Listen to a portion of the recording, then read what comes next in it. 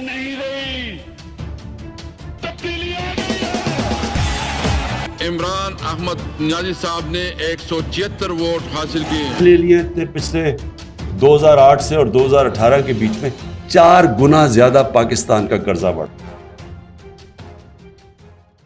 नमस्ते, मैं हूं सुरेश कुमार एकलवे और आप देख रहे हैं Hindustan news and tips.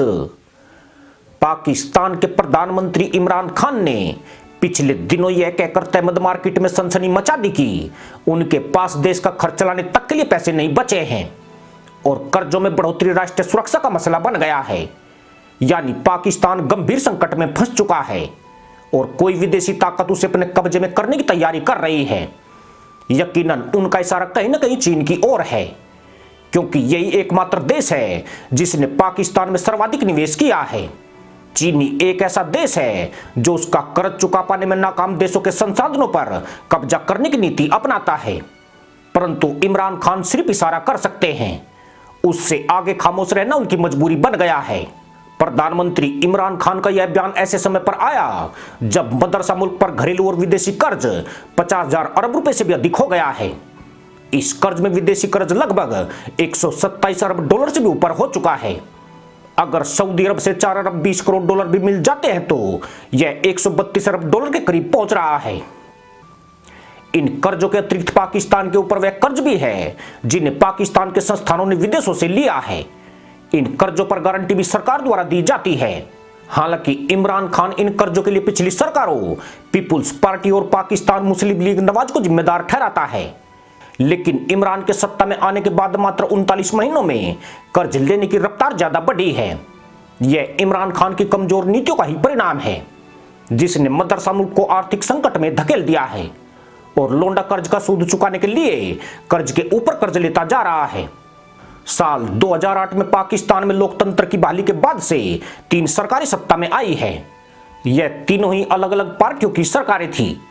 State bank of Pakistan के आंकड़ों के अनुसार जब साल 2008 में पाकिस्तान पीपुल्स पार्टी सत्ता में आई तो उस समय देश पर बकाया विदेशी कर्ज 45 अरब डॉलर के करीब था।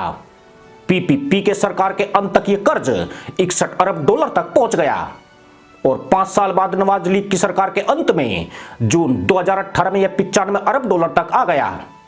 उसके बाद अगस्त 2018 में लोंडा देश का पीएम बन गया और सितंबर 2021 तक यह कर्ज 127 अरब डॉलर तक पहुंच गया। इसका मतलब यह हुआ कि पीपी के 5 सालों में विदेशी कर्ज 16 अरब डॉलर बढ़ा है, जबकि नवाज शरीफ के 5 साल के कार्यकाल में 34 अरब डॉलर बढ़ा है और इमरान लोडे ने महज 39 महीनों में ही 32 अरब डॉलर विदेशी कर्ज उठा लिया। इसलिए मदरसा पैदाइश को घुंघरू पहना चुके इमरान खान की यह बात झूठ है कि पिछली सरकारों की वजह से देश बर्बाद हुआ है। जानकर आश्चर्य होगा कि 1947 से 2008 तक पाकिस्तान पर मात्र 6 अरब रुपए का कर्ज था। इस अवधि में पाकिस्तानी रुपया भारतीय रुपये की तुलना में कहीं ज्यादा मजबूत हुआ करता था, मगर महज 13 सालों में ही यह कर्ज 50,000 अरब रुपए के पार हो गया है, जबकि आज भारतीय रुपया पाकिस्तानी रुपए के मुकाबले 2.5 गुना आगे है। यानी 2008 से 2018 तक पाकिस्तान पर 30,000 अरब रुपए का कर्ज हो गया है और लोंडे की मौजूदा सरकार के 39 महीनों में 20,000 अरब रुपए की वृद्धि हो गई है। अब जरा इमरान खान के झूठ के पूरे आंकड़े भी देख लीजिए। पाकिस्तान पीपुल्स पार्टी सरकार हर दिन 5 अरब रुपए का कर्ज उठा रही थी, नवाज लीग हर दिन 8 अरब रुपए का कर्ज ले रही थी, जबकि लोंडा हर दिन 17 अरब रुपए का कर्ज ले रहा है। इससे साबित होता है कि लोंडा किस हवाई गति से मदरसा पैदाइश के कटोरे चमका रहा है। जहां तक इमरान खान के विकास के आंकड़े हैं वह भी पूरी तरह गए गुजरे हैं। लोंडा सिर्फ उपदेश और बकलोली से ज्यादा तीरंदाजी नहीं कर पाया है। दिसंबर 2020 तक हर एक पाकिस्तानी नागरिक पर 1,75,000 रुपए का कर्ज था, जो अब बढ़कर 2,80,000 रुपए पहुंच गया है, जबकि साल 2018 में हर टोपीबाज पर सिर्फ 1,20,000 रुपए का विदेशी कर्ज था। इन कर्जों में सरकार द्वारा उठाया गया घरेलू कर्ज भी शामिल है। मजे की बात यह है कि पाकिस्तान की राजकोषीय पॉलिसी के तहत अधिकारियों को यह आदेश रहता है कि अगर कर्ज सिर से ऊपर जाने लगे तो तुरंत जनता को भी इसकी जानकारी दी जाए, ताकि वे इकोनॉमी में सुधार के लिए अपने स्तर पर कोशिश कर सके। मगर इमरान लोंडे की सरकार ने इस बात की जानकारी देने से परहेज किया है और काफी संक्षिप्त रिपोर्ट संसद में पेश की गई है।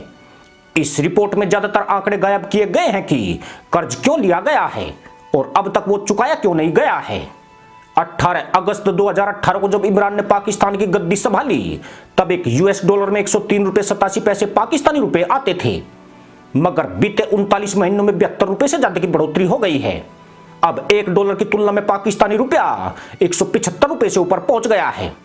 पाकिस्तान की पूर्ववर्ती सरकारों के कार्यकाल में इतने कम वक्त में पाकिस्तानी मुद्रा इतने नीचे कभी नहीं गिरी थी।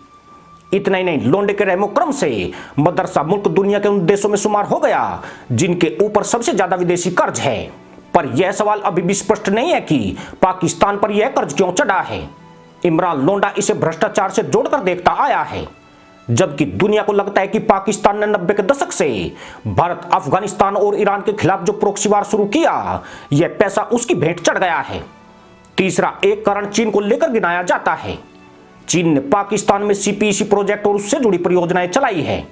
यह परियोजनाएं तो कभी पूरी नहीं हुई, जबकि समय अवधि होने पर कर्ज और सूद चुकाने में पैसा सुहा होता चला गया।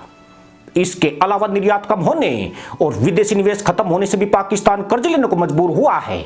बहरहाल कारण कुछ भी रहे हो, एक तबाह और भूख से मरता पाकिस्तान भारत के हित में है। इस देश का अस्तित्व भारत विरोध पर टिका हुआ है।